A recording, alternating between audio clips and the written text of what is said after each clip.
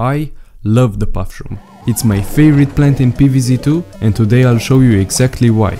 I will teach you how to use it and I will explain its pros and cons. Years ago, when I first saw the Puff-Shroom, I really underestimated its potential and I never chose to use it in any of the levels.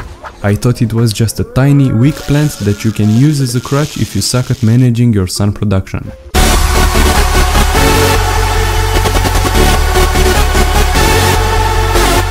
However, recently I picked it up again and I was blown away by how well I do with it. Let's dive deeper into what makes this little mushroom such a game changer in PvZ2, starting with the basics. The Puff-Shroom is a mushroom plant that appears in Plants vs Zombies 2. It shoots spores at zombies like most other straight shooting plants but has a limited range and will disappear a short while after being planted. This is countered by its quick recharge, zero sun cost and high expandability, but I'm sure that you already knew this stuff because it's obvious and also copy-pasted straight from the wiki page. Now let's move on to the fun part. I will teach you how to use the Puff-Shroom efficiently.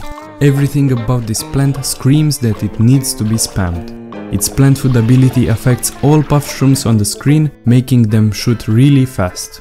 The zero sun cost means that the shroom is a viable option regardless of what you plant in the meantime, and the fast recharge time makes this plant expandable and convenient. My favorite strategy is to plant as many Puff-Shrooms as possible at the start of the round to stop the first zombies while I focus on sun producing plants. This will help me gather a lot of sun that I can use later in the level to switch to more expensive plants for the defense. It's like the game is recommending this playstyle for the Puff-Shroom because it disappears after some time. It's not a weakness but a signal that it's time to replace it with a more powerful plant or a wall plant to protect the backline. Now that I've mentioned that the Puff-Shroom can stop the first zombies, I will show you how. I usually use one Puff-Shroom for zombies with regular health, 2 for cone heads and 3 for bucket heads. But honestly, using only this plant against anything stronger than a cone head is kind of silly. Also, if you want to be efficient, there always needs to be a space of 2 tiles between the zombie and the first Puff-Shroom, so that the zombie needs to cross the entire effective range of the plant. To prevent this free plant from becoming overpowered, there had to be some drawbacks. Now I am going to talk about the situations when the Puff-Shrooms start to struggle. Our tiny cowboy shooter can only target the first zombie in its path. So, what is it going to do when it has to deal with multiple rapidly approaching resistant zombies? Well, basically nothing.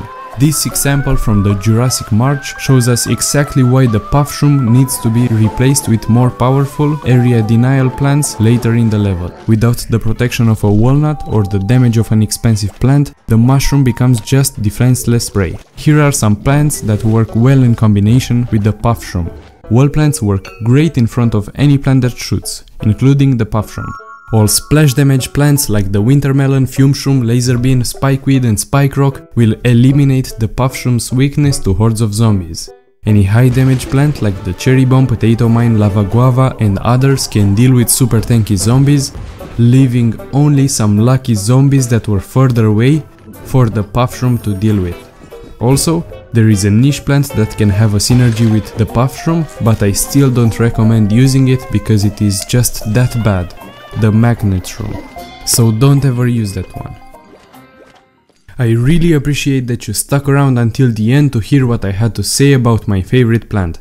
Consider subscribing to see more from me in the future because I am planning to review more plants and do lots of other fun stuff. Have the best day ever and see you later.